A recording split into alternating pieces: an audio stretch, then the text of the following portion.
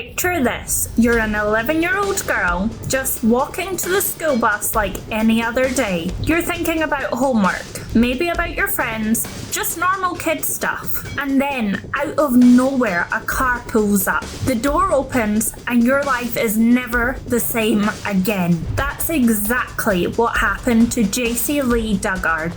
And get this, she was kidnapped and held captive for 18 years.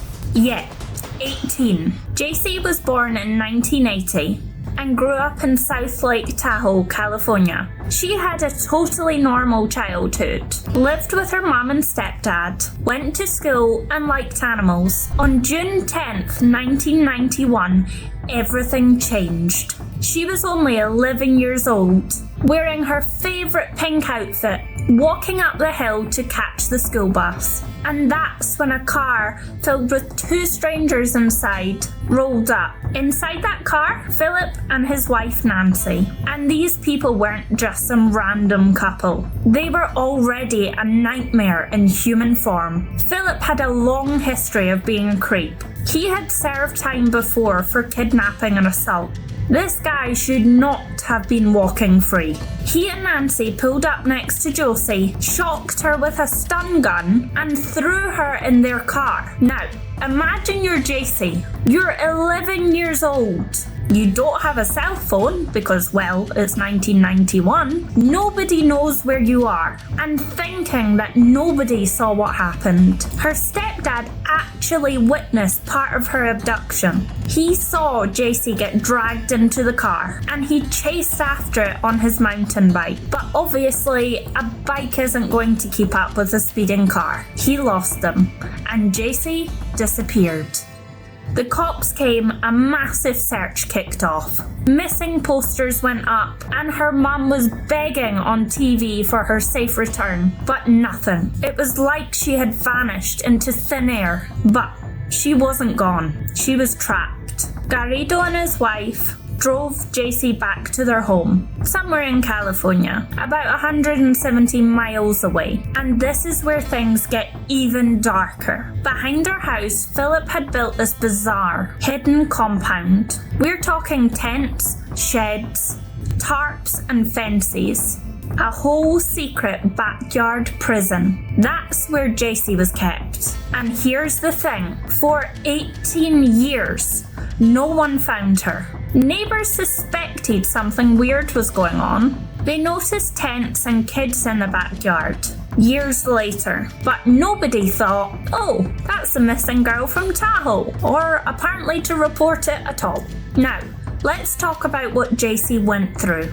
For the first week after being kidnapped, Philip kept her locked in a tiny shed. It had soundproof walls. She was basically trapped there, terrified.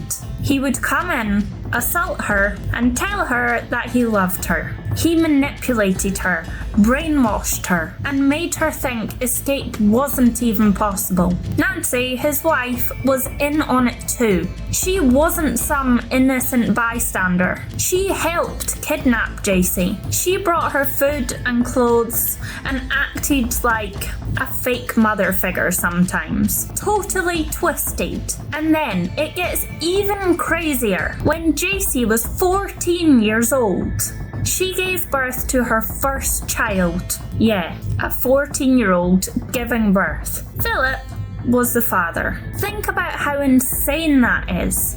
You're not even in high school yet, and you're forced to raise a baby in a hidden backyard prison. 2 years later, she gave birth to a second child. So basically, Jaycee was abused and forced into motherhood at a young age, raising 2 children in captivity. But Jaycee did what most of us couldn't even imagine. She created as normal of a life as she possibly could for her kids inside that backyard.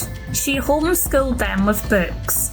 She taught them reading, writing and maths. She made sure they didn't know they were prisoners, at least not completely. She gave them love because she didn't want them to feel what she felt. Meanwhile, Philip is out here living his double life. He actually started this thing called God's Desire, where he claimed he was hearing voices from angels. He would make websites, ramble about the religion, and try to convince people he was some spiritual leader. The guy was completely out of his mind, but somehow he managed to fly under the radar for years. Now, you're probably wondering, how did this nightmare finally end?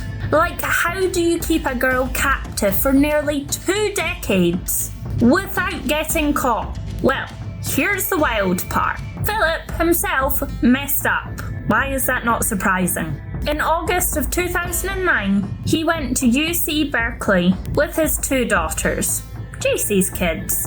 He was handing out religious flyers, and something about him caught the attention of campus security officers. They noticed the 2 girls with him were acting super sheltered, like they've not been outside in normal society before. Their behaviour was just off. The officers called the cops. When police questioned Philip, he gave them this weird story about how the girls were his nieces. Totally sketchy. The cops decided to dig deeper and asked him to come into the station the next day. And here's the moment he actually showed up, with Nancy and with Jaycee. Now, remember, Jaycee had been gone for 18 years. She was 29 years old now, with 2 kids of her own. When the cops asked her who she was, at first, she wouldn't say. She was so brainwashed and scared that she just introduced herself with a fake name.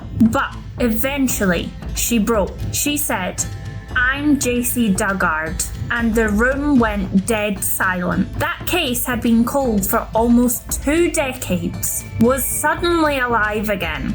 When the truth came out, it shocked everyone. People couldn't believe she was alive the whole time, literally hidden in plain sight in some backyard. Her mum, Terry, was reunited with her after almost 2 decades of believing that she might be dead. That moment was beyond emotional. So, what happened to the kidnappers? Philip and Nancy were arrested immediately. In 2011, Philip was sentenced to 431 years in prison. That's basically die in prison and die again. Nancy got 36 years to life. They're never getting out. And Jaycee? She had to start a whole new life. Imagine being 29 but never experiencing high school, prom, dating, college, or even going to the mall with your friends. She missed out on her entire teenager and young adult life. But despite all of that, Jaycee proved to be incredibly strong. She reunited with her family, went through therapy, and eventually even wrote a book called A Stolen Life. In it, she details everything she went through, from the abduction to her years in captivity to her eventual freedom. And she didn't stop there. She also started a foundation to help other survivors of kidnapping and trauma. And here's the craziest thing. For years, parole officers had been checking in on Philip because he was a registered sex offender. They literally visited his house multiple times, and yet they never discovered Jaycee or the kids living in the backyard. Talk about a massive failure of the system. That's one of the reasons her case got so much attention. It exposed how flawed law enforcement and parole supervision were at the time. Jaycee's story is one of the darkest kidnappings in American history, but it's also about survival. She not only endured, but she also protected her kids and somehow built a life out of the worst possible situation. So yeah, next time you're annoyed about slow Wi-Fi, just remember, this girl survived 18 years in a backyard prison. And today, she's free, raising her children and actually helping others. If that's not strength, I don't know what is. That's the full story of Jaycee Dugard. Abducted at 11, rescued at 29, and living proof that even in the darkest situations, there's hope.